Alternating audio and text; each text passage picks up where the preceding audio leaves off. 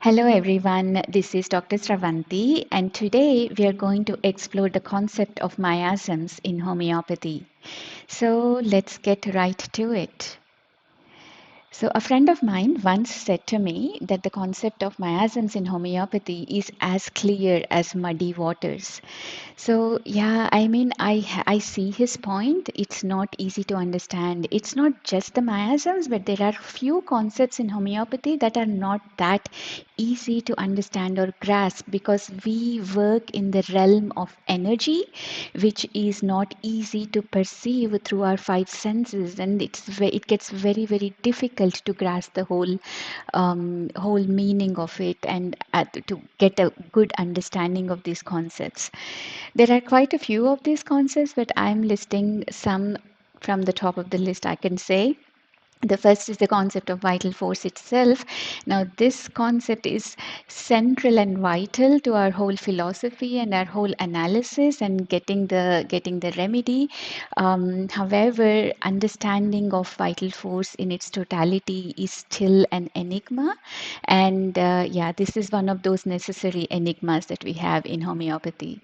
Then, second is miasms that we are going to discuss today. Then we have the concept of dynamization and then modus operandi. And I think we can add quite a few more to this list, but yeah, today let's stop it here. Um, of all these four that I have listed here, however, I can say that miasms is the least difficult to understand. Now, I'm not going to even dare to say that they are easy to understand, no, but I believe that they are not as difficult as the other concepts to understand. So, finally, some good news for us homeopaths. So, shall we explore this a little bit? All right, so let's first get the references from Organon. Now, Dr. Hahnemann, in his Organon of Philosophy, first discussed or first introduced this word miasm in his aphorism 5. Now, this aphorism mainly handles or it guides us as to which way or how to look at the exciting cause, how to look at the acute disease, how to look at the chronic disease. And in chronic disease, Dr. Hahnemann says that the fundamental cause is mainly made up of chronic miasm, and that is where we see the first glimpse of miasm that it came through. Then later in aphorism 77, Dr. Hahnemann again starts to talk about it. This is the aphorism that leads to the concept of miasms, where he says what are to be considered chronic diseases and what are not to be considered chronic diseases. What kind of causes can make a disease chronic, and what kind of causes can make a disease not chronic. And then in aphorism 78, then here we talk, Dr. Hahnemann talks about miasms and as the cause of chronic diseases. And in aphorism 79, he gives us the landscape so far, and that has been mainly composed of syphilis and psychosis. That is what he describes in this one. And in aphorism 80, he introduces the Sora, the concept of Sora. Now, this is a big aphorism, but well worth the read, and is well worth the time spent to understand this, because although is talking about Sora, there is quite a few information in there where we can follow the thought process of Dr. Hahnemann, how he understands miasms itself. Then in aphorisms 81 and 82, he continues to talk more about Sora. Yes, Dr. Hahnemann gave quite a lot of importance to Sora as the miasm. Then later again, in aphorisms 204, 206, he comes to talk about the treatment, the anti-miasmatic treatment. And now these are only a few aphorisms that I have listed, but of course, Dr. Hahnemann also talked about indirectly or directly this concept of miasms does make its way through in many other aphorisms. Okay, so now let's quickly look at the history of how the understanding of miasms have evolved historically. So first, Dr. Hahnemann introduced this concept of miasms in his chronic diseases, in which was published in 1828. So it is like through 3 years less to 2 centuries now since his work on chronic diseases has been published. And obviously, 200 years is quite a long time for a lot of development, for a lot of understanding to have evolved. And that is exactly what happened. Now, while Dr. Hahnemann believed that the miasms are deep seated, inherited, or acquired disease tendencies, then came Dr. Kent, who believed that miasms are predisposition due to transgression of the conscience. Now, um, well, while Dr. Hahnemann believed that the trigger or the stimulus is external, Dr. Kent believed that the trigger or the stimulus is internal.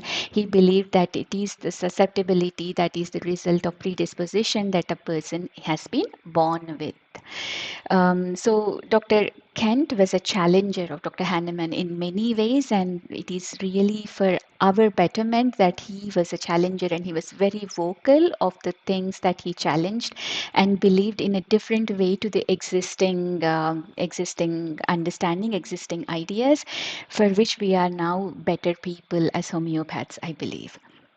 Then came Dr. J.H. Allen, who also agreed with Dr. Kent's concept that it is a predisposition. Dr. Allen talked about the diathesis, and again, Dr. Allen was the next doctor who did a lot of work extensively on miasms. He also again published another of his books on miasms, and what we need to understand is that the evolution or the of the history evolution of any science basically follows the gap between what it is and what it is needed to be. Like, for example, we had COVID recently, right? And the need of the day was to have the vaccination against a virus that might change, that might mutate vigorously.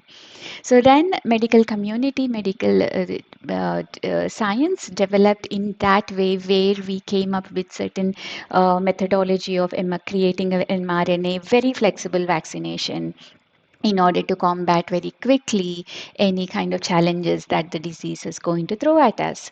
So, because this was the need, our science, our medicine evolved in that way, and this is the same thing that we can see in homeopathy as well, and in the concept of miasms. The understanding of miasms also evolved in a similar way. So, by the time that Dr. J.H. Allen came, the world was now it is of gonorrhea, meaning to say, then Dr. J.H. Allen gave a lot of emphasis to psychosis as opposed to Dr. Hahnemann, who gave quite significant emphasis to SORA. Dr. Allen also classified some of the symptoms that have been classified as SORA by Dr. Hahnemann. He reclassified them as psychosis. Yeah. And then came Dr. Stuart Close.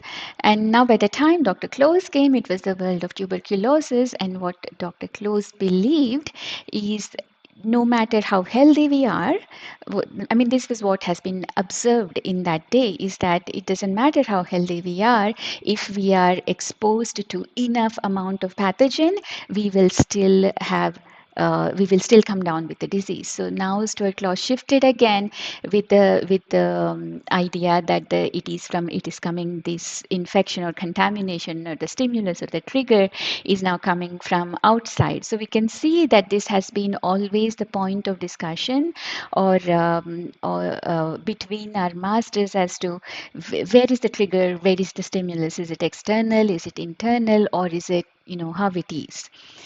Then came Dr. Margaret Taylor. Now, Margaret Taylor was again follower of Dr. Kent. She also believed in predisposition, so the internal, but she was also very famously prescribing miasmatically by that time. So especially acute diseases, she published some really good cures that have been achieved by following the acute miasmatic prescription in her methodology.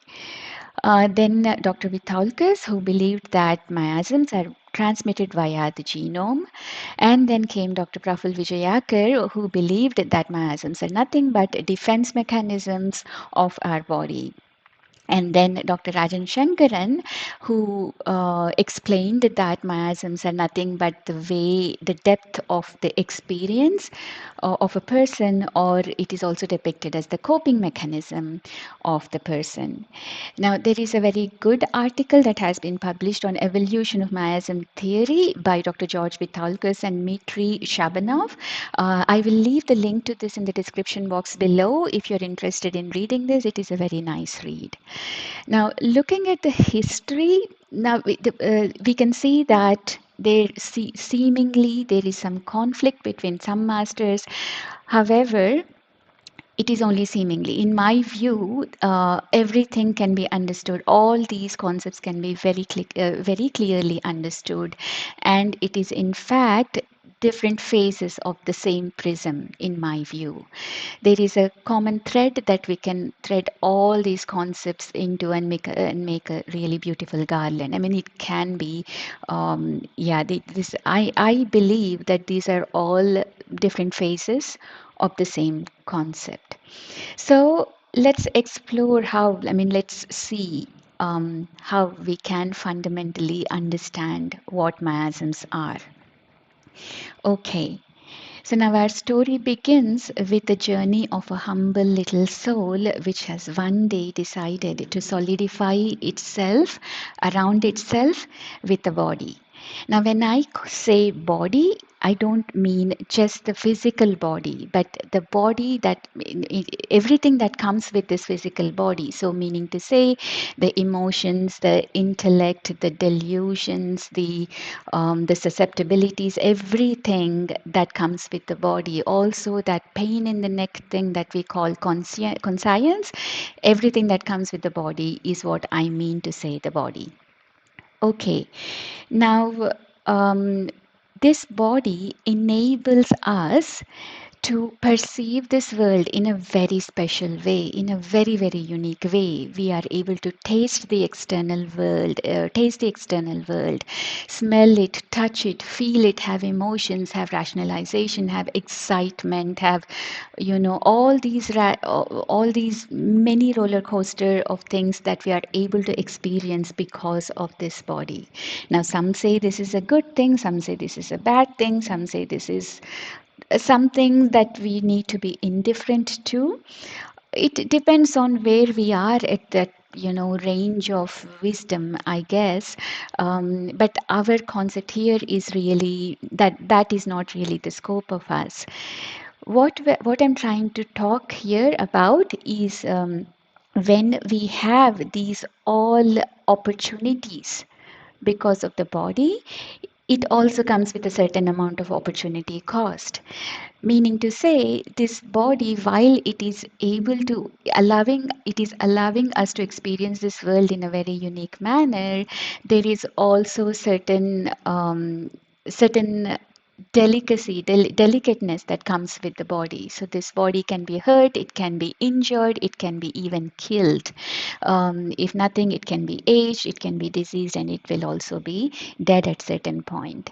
Now, in order to combat all the perils of the external world, we are basically exposing ourselves to the external world, and in order to combat this delicate nature of our body, the nature has evolved in such a way that it can provide us with the as efficient tools as possible in order to survive, in order to function as best as possible. Now, it has we know that in order to work or function most efficiently, we need to have different things. We need to be able to see, we need to be able to eat, we need to be able to get energy from outside source, and we need to be able to then distribute this energy to every cell of our body, then collect the waste from these cells, then eliminate it from the body. Then there is this need for the reproduction, so there is progeny, there are these thoughts, there is this rationalization, there is so many things that come come with this body, and everything needs to be managed efficiently. So now, for this efficiency's sake, what nature has decided to do was the concept of division of labor. We all know this, meaning to say that nature has decided is that the best way to do this is to allocate functions to different organs and organ systems, so that then the digestive system will combat the digestion and the release of the energy, and circulatory system will distribute. So all these systems needed to be work in a harmonious way, although seemingly separately to each other, but then they need to be in tandem with each other. Then there will be the organ system that is formed, which all these organ systems come together will form the organism, and that seemingly is the most efficient way to function. Now let us understand how this happens. So how this information is passed on. What we have seen scientifically very curiously is that this information is passed on in from the DNA. So all this information has been encoded in the DNA of the cell, and it then uh, it explains or gives commands to different things or different organs, different systems of our body in order to do what they are supposed to be doing. But then what is curiously have been seen is that this DNA is exactly the same from in all the different organs in our body. So the DNA in our heart is exactly the same as the DNA in our kidney, as the DNA in our skin, as the DNA in our eye. But every organ is performing something completely different. Their shape, their phenotype is very different. Now, this is extremely curious as to how this is possible, how this is being done. Yes, we understand this is the most efficient way to do it, we accept it, but then how is it done? When we see the same thing, same DNA everywhere. So, to explain this, let me take an example. It is a fantasy example, but I am taking this just to make it easier to understand.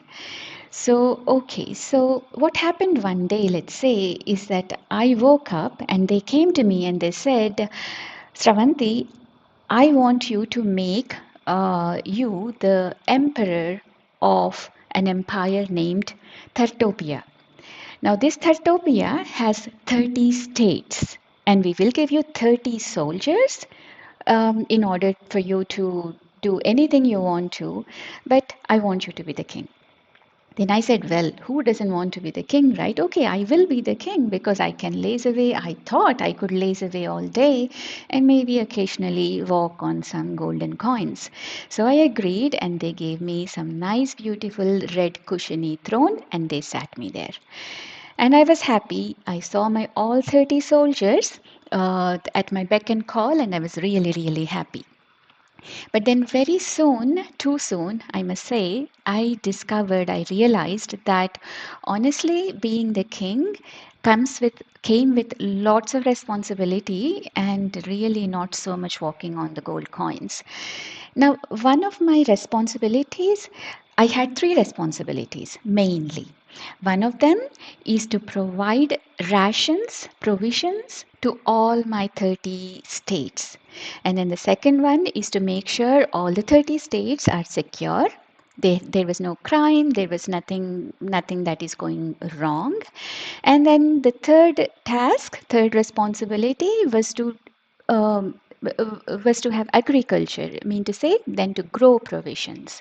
Now, these three are just the examples, but my main responsibilities, let us say. Now, initially, when I found out about this, then I thought, well, that's easy because I have 30 soldiers, I have 30 provinces, I have enough resources when I joined, when I took up this job. Then I thought, okay, all I have to do is give 1 day's provision to one soldier and send them all to 30, all my 30 states. So one soldier goes with 1 day's provision to one state. So 30 soldiers all went the first day with 1 day's provisions, and all the 30 states were completely happy. They were satisfied. But then what I realized is that I have no more soldiers left to protect my Thertopia. And that was a big thing. I mean, I need to make sure that everything was in order, if the law is being followed. And then I also realized that I will not have resources, I will run out of them very quickly if I don't again produce them. So I need to focus on agriculture as well. So then I did not know. And then by the end of that day, what happened was all soldiers came back, and but they were, because they were doing, only one soldier was there to distribute the provisions to the big whole huge state. They found it extremely difficult, and they came back home extremely exhausted. Now, this was not going to be a viable solution for me, so I had to come up with a better, efficient solution. So, what I did, I went and I sat in that very nice cushiony throne of mine and started thinking. And suddenly, I got a nice idea. And what this idea was, if I calculated, if I sent more amount of provisions with more soldiers to one state per day, but it will last for more number of days, then it might be easier for me. So then I got my minister, I gave him this idea, and he did the calculations, and he came back to me and he said, yes, what you can do is send 10 soldiers to each state with 30-day provisions, and that would be enough. So then these 10 soldiers will be enough to rotate. So there will be a rotation procedure. So we can say one state will be provided with provisions for 30 days on one day, and then the same thing will happen to a different state the next day, and then the different state the third day. So this rotation kind of thing was really good, because it then also gave me, freed up my other 20 soldiers for doing my other responsibilities. So then what I did, okay, this was a really good idea. That throne was working, thinking throne. Then what I did is I divided my 30 soldiers into 3 sets. I said set 1, set 2, and set 3. And I said set 1 will be rotated to deliver provisions to my Thertopia, all the 30 provinces, states in my Thertopia, and set 2 will rotate and make sure that the law and order is followed through in each state, in one state per day in Thertopia, and make sure everything is well for all the 30 days. And set 3 is going to focus on agriculture, and they will also be rotated to each state. Now, because 10 soldiers were doing the same job in one state, they were also getting less tired. So this clearly was a winner idea. So the soldiers were working most efficiently, and all my responsibilities were also being carried out in a very, very efficient manner. So I was very happy about it. The only problem came up with the thing is that my memory was not that great, meaning to say that I kind of, after 3 days, I forgot what states were covered with what functions, what set 2 already covered and what set 3 needs to cover in next week. So this was starting to annoy me quite a bit, because I could not remember. So basically, I came up with a very simple solution. I said I will make myself some notes. So I just bought for myself quite a few post-it notes, and made for myself a lot of messages saying that for day 1, for example, this is the command I'm going to give to set 1, and for day 2, this is the command I'm going to give to set 1 soldiers, and what am I going to do, what is the command that I'm going to give to set 2 soldiers on day 1, day 2, day 3, day 4, day 5, and set 3, what is the command that I'm going to give them. So this went on and on and on and on. So this was just not 4 or 5 posters that I displayed here. It was quite a few, but my palace was huge, right? So it's okay. okay, I took all these post-its and stuck them everywhere on different walls. So that this worked for some time, but then what started to happen is that I was starting to spend, I thought, a little way too much of time trying to find the post-its or the commands that were relevant to that day, to that set of soldiers every day. So that did not make, that was like, every day in the morning I was running around in the palace, spending way too much time, I thought, just trying to collect all the commands that were relevant to that one day. And this one was not very, I mean, this was exhausting me out, right? I just really liked that throne of mine. I wanted to sit there for a little longer. And again, I did that same thing. I sat in that throne and thought again, and I got another very brilliant idea. And I said, okay, let us axe all the little post-its and come up with one huge command list where everything is listed. Then I don't at least have to run around my whole palace trying to find all the different commands. All I have to do is look at this one main command list. This is the master command list. It has the commands for all the three sets of my soldiers, all the days of the month, all the 30 states of my Thertopia. All I had to do, for example, if this is if I am looking for a command of for day 3 for set 1, all I have to do is get to this master list and then skip what was there for day 1, skip what was there for day 2, command execute for what was there for day 3, and then skip all the rest of the commands. So this was a brilliant idea. This concept of skipping and executing was working out really well for me. Now, if there are any coders in amongst us, you will understand this very clearly, is that creating a macro command list, I mean writing a macro command list and then fitting each of the sub command with the conditionals when it needs to be executed and when it needs to be not executed is the best or the most flexible, in other words, most efficient way of executing a whole huge amount of commands. So this made me really happy. Everything was happening very much in time, very efficiently. I was able to sit longer and longer in that throne of mine. I was happy. Everyone was satisfied. And all the people in Thertopia lived happily ever after. So then I was sent back home. I was very happy. I was actually quite smug with all the solutions that I got. Those were not easy problems to solve, I thought. So then I came back to my regular life, and when I came back, I of course have to come back to my everyday activities. I'm not the king anymore, so I have to do a lot of everyday regular chores of mine. Now, a secret about me is that I am a zombie without my coffee and without my tea.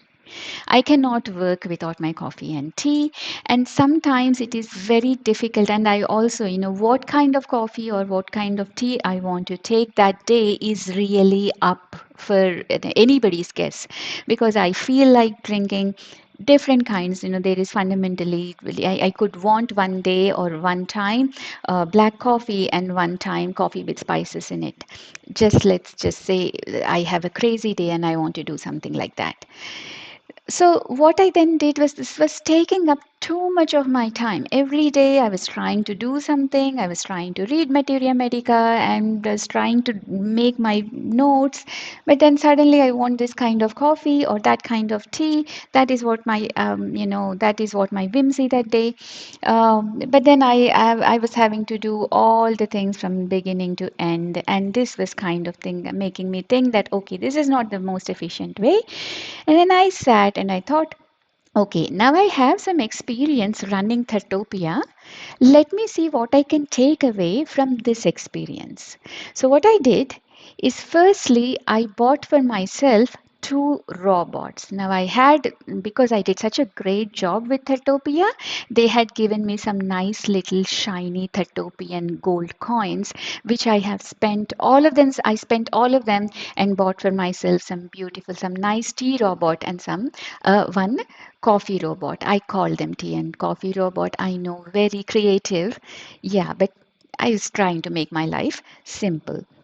Now, what I what I figured is that each of these I will dedicate the tea robot to make my teas and the coffee robot to make my coffees. And I want, because like I said, the way I take my teas and coffees is completely different. Sometime I want to drink it in a different way, sometime in a completely crazy wild manner. Now, what kind of command then I would like to give my tea robot or coffee robot? I want it to be extremely flexible. I want to make sure that I can go very crazy or very tame that day. So what I first did is, I first, from my experience of Thertopia, made for myself a big command list, the master command list. I said, first, put your shoes on. Then I said, go to shops, buy tea powder. These are all my commands.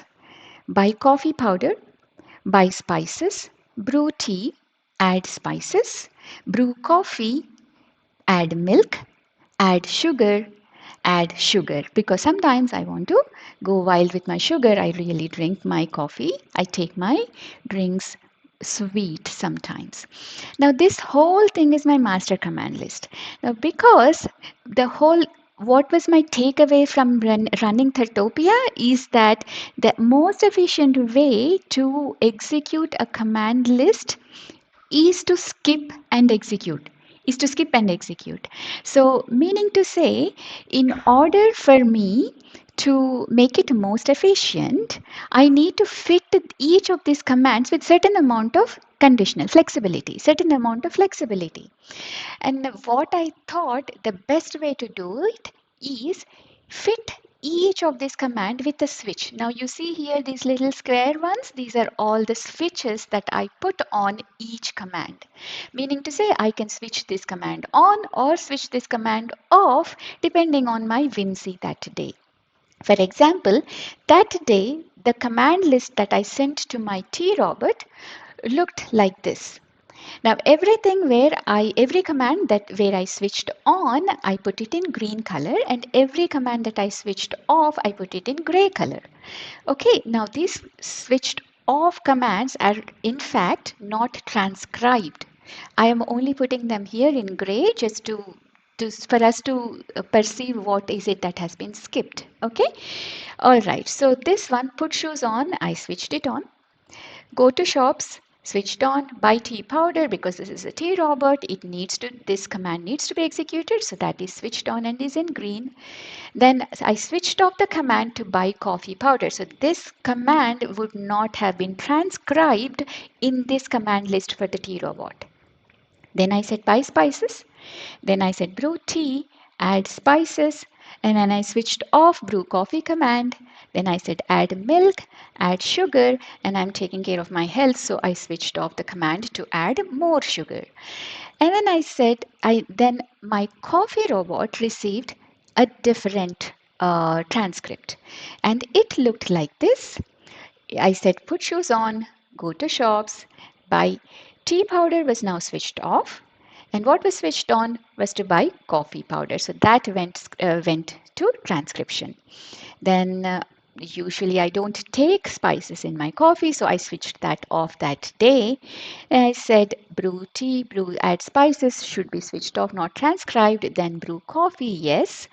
And I want to take my coffee black today, so I switched off to add milk, and I said add sugar, and I said add more sugar. Come on, we only live once.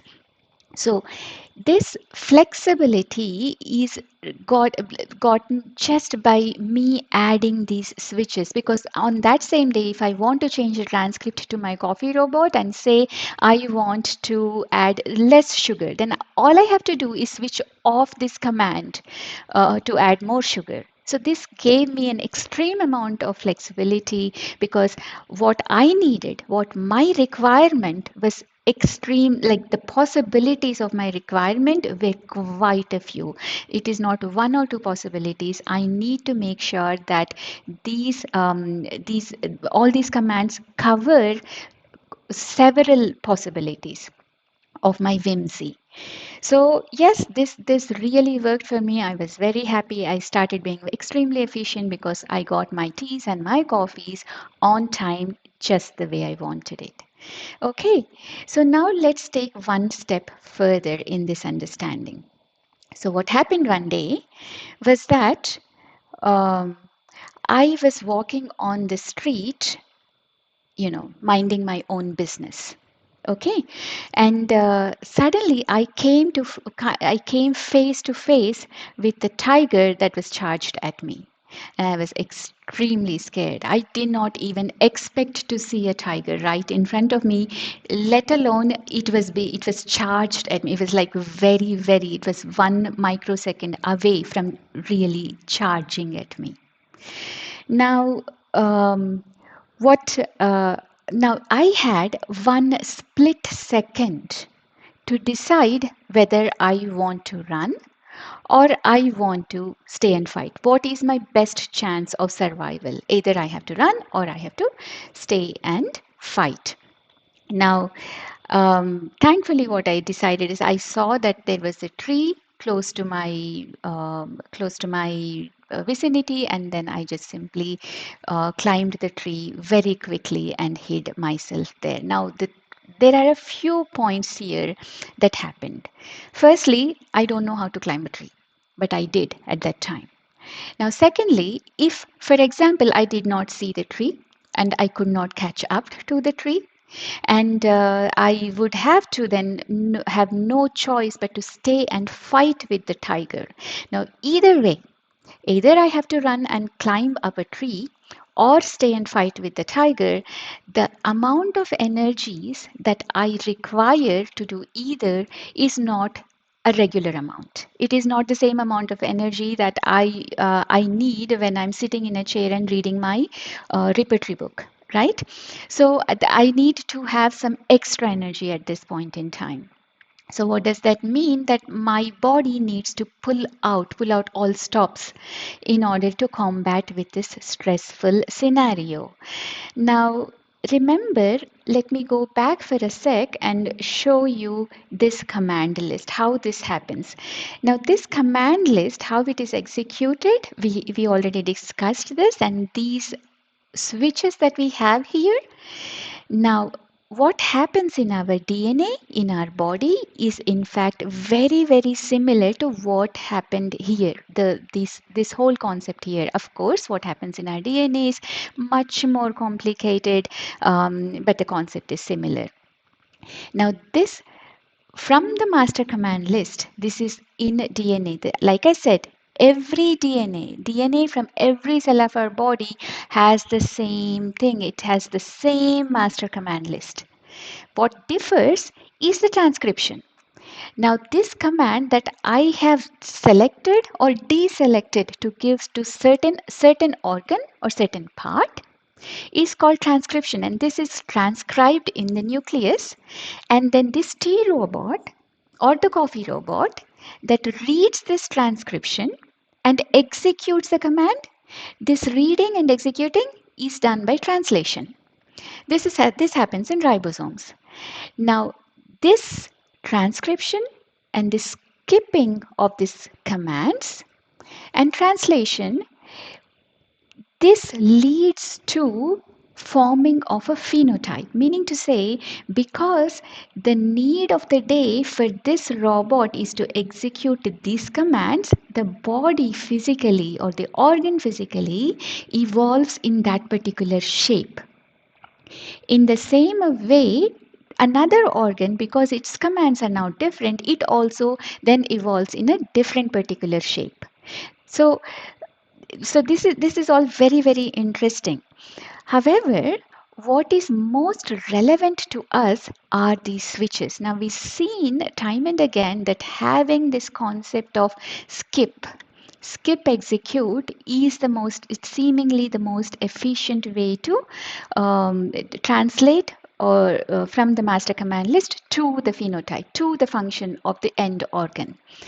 Now, these switches are called the epigenes in our body. Now, these epigenes basically attach themselves to the top of the genome, and then switches the gene or the genome on or off. Okay, now depend. These are called epigenes because they basically are attached to the top of the gene. So obviously, it is called epigene in terms of positioning things. So it's very simple to understand why the name was given. But these are very very important, and these epigenes can actually be chemically isolated. So this is the reason why I said that this concept of miasms is the least difficult for us to understand because these can be perceived with our senses. Okay, however, these epigenes in many cases are they basically blend in with the background in the sense, like for example, let us take the example of our fire sprinkler system.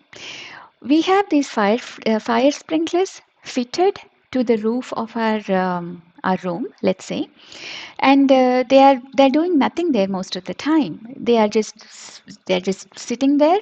They look to be sleeping. They're not doing anything. They're blending with the decor until they smell smoke. And one fine day they smell smoke, and this triggers them to rain water. So to combat all the necessary things that needs to be done as per the need of the day. Now, this is exactly what happens with many, many functions in our body. Our human bodies, in fact, the possibility for our human body is quite extensive, although not all of it is expressed on an everyday, daily basis. We can pull out quite a few magic from our sleeves when needed, just like how I pulled out the magic of climbing up the tree when the need came. To be honest, like I said, I don't even know. I have never climbed a tree before, but now I have. Why? Because this trigger that needed me to have that additional energy, additional strength to climb up a tree, now for the need of the day have been switched on. And now I have. So it so happens that even the functions of other organs can also be compromised because this is given utmost priority. And then I survived. I went up the tree and I sat, and with given that increased energy, all my body physiological functions have increased. Like my heart rate increased. I was started sweating. I started panting. I was like so anxious, so nervous, until I climbed up the tree, sat down, and then the tiger saw towards me quite longingly for a couple of minutes, let's say, and then it decided no, it can't climb the tree, and it left. Now after that, after it left, slowly, my heart rate started to become normal. I was not sweating anymore. My palms were, I'm not shaking anymore. I'm not shivering anymore. My anxiety has gone down. So everything came back to normalcy after some time. So this is how the trigger pattern happens in our body.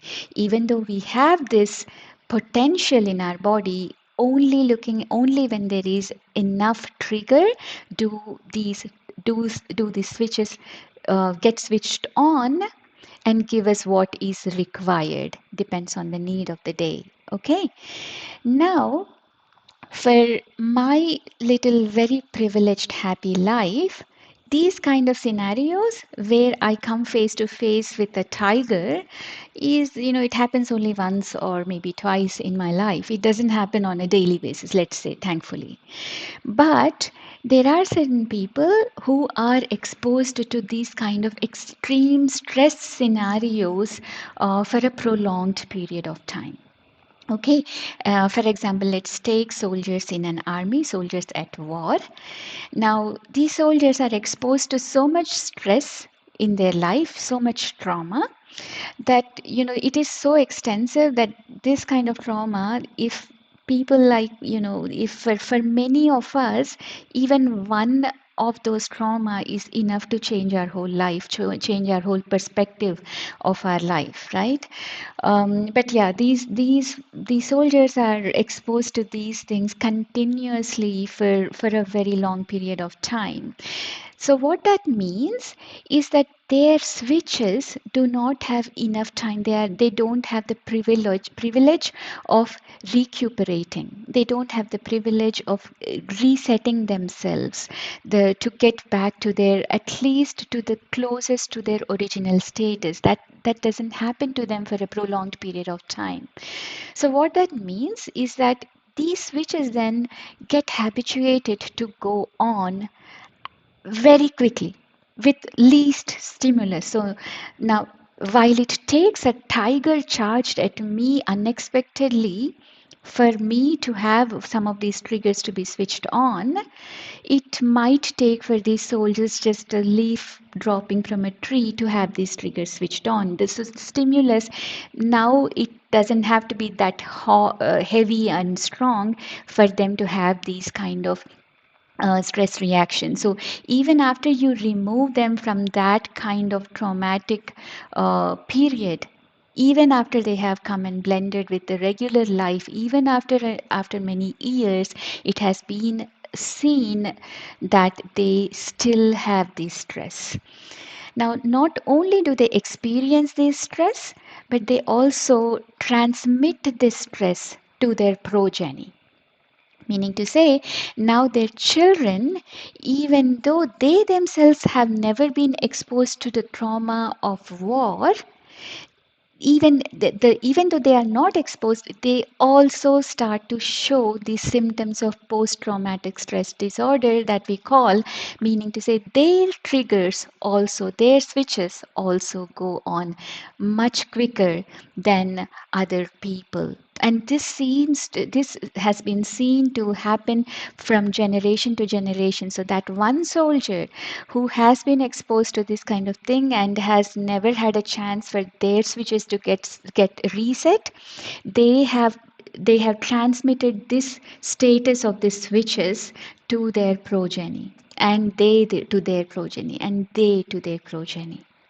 Now, this status of the switches. Now, I have given very extensive or extreme examples, so it is easier to grasp. But let me tell you that no stimulus can be undone. Meaning to say, it can be a low stimulus for a brief period of time. It still makes a difference. Every stimulus makes a difference in how these switches get reset. Some of them are harder, some of them are easier, and depending on how strong they are, the expression might be stronger.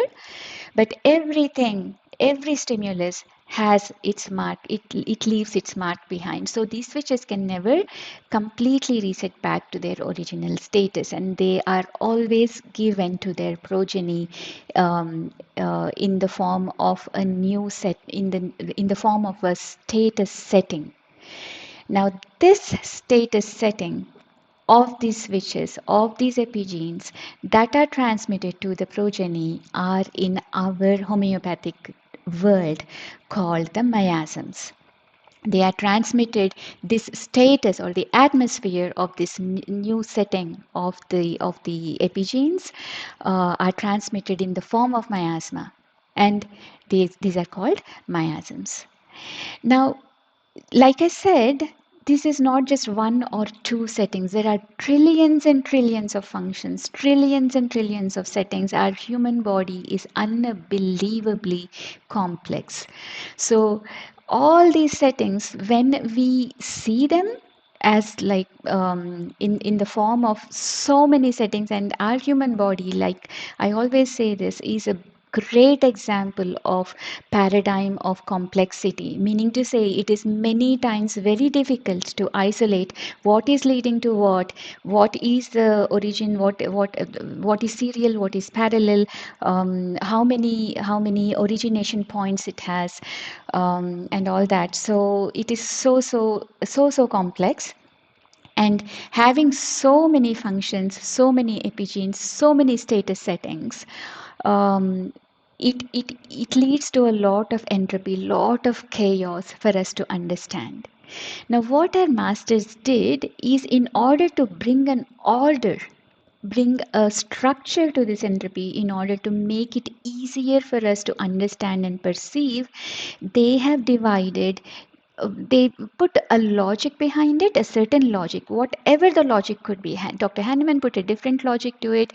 Dr. Praful Vijayakar puts a different logic, or perceives it in a different manner. Dr. Stuart Close puts a different logic to it. In whatever logic, but they put a certain logic and said, we might be able to solidify this, make it a little simpler for us to understand, and say, and divide all these functions, all these settings, all these miasma into fundamentally three sets.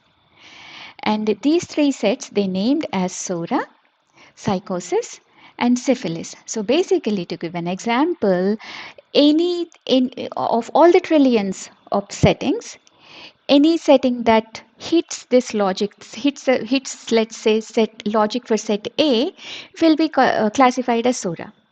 And the same thing for psychosis and syphilis. Of if it hits the logic of set B, then it will be classified as psychosis. Same thing for syphilis. Now, later, what happened in the later the masters, then they said that okay, it's almost like I said, it is a huge number, huge amount of these settings and these functions. So it is still, it's almost like when we have a plasma screen. See how we have bigger pixels, the picture is blurred. And if we have smaller pixels, the picture becomes more and more sharp and crisp and clear. So what the other masters then they said is that let us make more logic and logical groupings, and then we can name them. So that is exactly what they said, that they then made more logics and grouped all these into different sets of miasms. Okay. Now, I have listed here 10 miasms that have been recognized by Dr. Shankaran, but there are also other sets of miasms that have been recognized by other masters also, and many doctors are in the process of evolving the concepts of new miasms, how to recognize them, and all that. Now, the like I said in the beginning, all the masters, the way they have explained it, or the way the guidelines that each one of them have given us, they can all be understood, but one step at a time. We will take them all one step at a time. However, what I believe that what we discussed today, what we explored today, even if we understand that bit, we already will be able to make sense of many things, and those muddy waters will become a little less muddier just with this concept. So, what I suggest is, with this thing in mind, try to reread everything everywhere that you come across the concept of miasms, and see if it matches. And I am very sure that many of it matches with the understanding or the explanation that has been given by different teachers and different masters. And then we can take the next step into exploring what were the specific logics that were given by all these different masters, and how this all becomes different phases of the same prism, like I said in the beginning of the presentation. Okay. Now, one thing I want to say before I finish this session today. See, I started this session by saying there are quite a few concepts in homeopathy that are seemingly not easy to understand. I get that. I don't understand. We are all in the same boat, right? But what I believe is that, and even our masters who, and like with miasms, trust me, many of the masters talked about miasms more than many of the other concepts. Like, more than vital force has been explored, miasms have been explored, and more than modus operandi has been explored, miasms have been used even analytically in our prescriptions even. So Different masters have different ways of handling this miasmatic concept or miasmatic information. Some of the methods, some of the masters, they use it extensively to the point that they actually do only miasmatic prescription. And some of the masters, they say, no, I'm not going to consider miasm in my analysis. What I'm going to do is I'm going to follow this specific methodology, which will not take into consideration the concept of miasmatic dominance. There are also some methods who I believe actually use the concept of miasms, but oblivious to it. But it's not out of realization, but it is used. In whatever way, it doesn't matter. It doesn't matter if you use it, if you don't use it. That is completely fine. It is not my place to say it should be used or it should not be used. Our science is extremely flexible. However, what I strongly believe is that that decision to either use it or not use it should come consciously from us. Meaning to say, I should understand it and then decide that this is not for me. Or you can decide that this doesn't make logic for me. This doesn't. It is. I can't use it in my analysis. I don't see how this can be used. How this can be fit. Because I understand it, I don't want to use it. That is completely fine. But it should not be because I will not use it, because I don't understand it, that I will not use it. Right? My only thing here is that our decision should come from the center of understanding and conscious decision, but not from the center of avoidance, because we believe that it is all muddy water. So yeah, I was hoping that this session today has made it a little bit clearer, and I'm going to do more and more sessions of such kind. My ambition is to make many concepts of homeopathy, the philosophy part, the repertory part, and the material part as clear and as easy to perceive and understand as possible. So hopefully that is something for you. And if it is for you, then please subscribe to my channel and push that bell icon so you will be notified as soon as I release a new video. So thank you for listening, and I say farewell to you until next time. Bye.